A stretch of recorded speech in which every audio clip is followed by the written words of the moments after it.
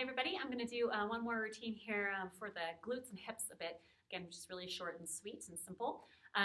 Again, you want to use a Yamuna Body Rolling, YBR ball. So if you don't have any of these at home, feel free to email or text me if you have my number, and I'm happy to sell you a pair that I have or order you some if I don't have what you're looking for. You can also buy them online.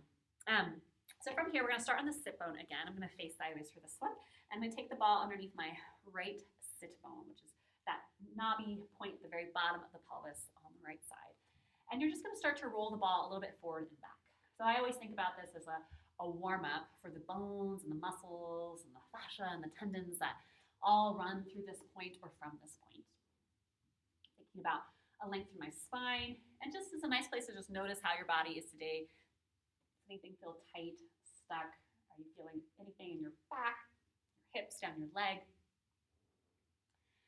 And when you're ready, the ball's going to rest, again, directly on that sit bone. Knees are going to stay bent for this one to help you kind of move the body forward and back. But to start, let the ball slide again a little bit to the front of your sit bone. And imagine that the ball grabs on, to the front of that sit bone, grabs onto the base of the glutes here. Pull your pelvis towards your heels and feel the ball starting to roll up the back of your hip, all the way to maybe the back ridge of your pelvis. Just pause there, breathe. Push your feet and roll back down the glute, back towards the sit bone.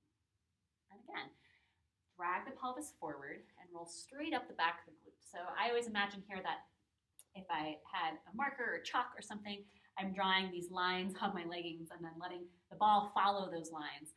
So if I had a line here, it would be drawn from underneath, right from that sit bone, straight up the back of the hip. You can also go backwards here.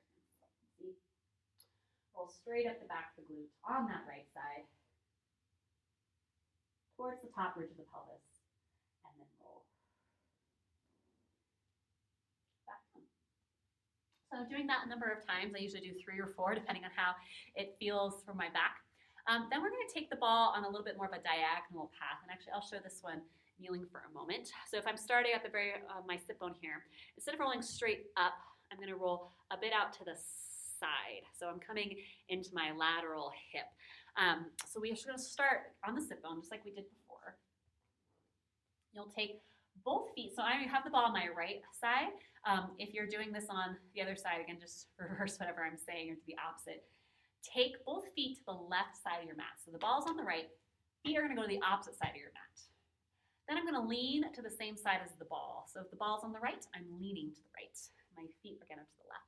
Now from here, my pelvis is going to slide towards the heels, and the ball is going to travel on this upward outer diagonal into that lateral hip. And just go slow and steady here. Let that ball really sink into this outer hip. This is usually where we all feel a little bit of something. Sink and relax and soften. It might get a bit more intense on this lateral side, right?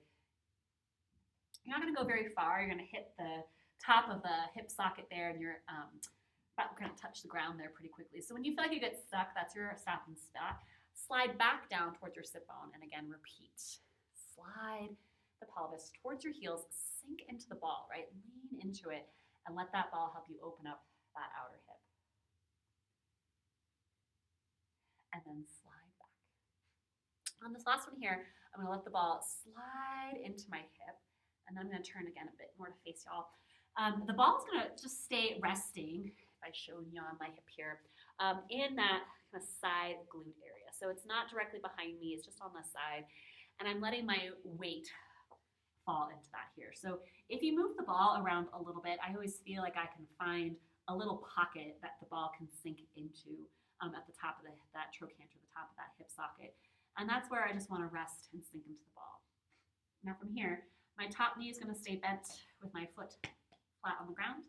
And then my bottom leg, the one I'm working, which is on the right for this video, will just be resting on the floor. So I just want to find, again, a place where the ball can settle into the hip, where maybe I feel a little bit of intensity, a little bit of tightness.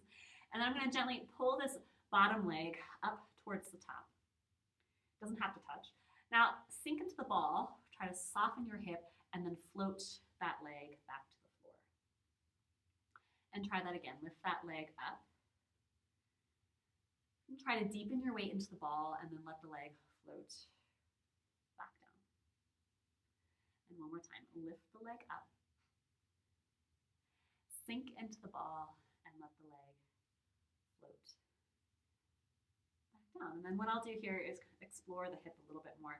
So you can slide the ball on your own body a little bit back and a little bit down, or just find a new spot right in the hip there that feels like it needs some attention. When you find a new spot, settle into it. And again, move that bottom leg up. Notice if you're gripping your glutes here, right? You don't want to lift off the ball. You want to keep sinking into it. Lower the leg slowly to the ground. And lift the leg up. Sink into the ball and gently let the knee float back down. And lifting up. Breathe. Again, you could go very slow here, right? Let your breath lead you. Let your body tell you, what your timing is like, where the ball needs to travel.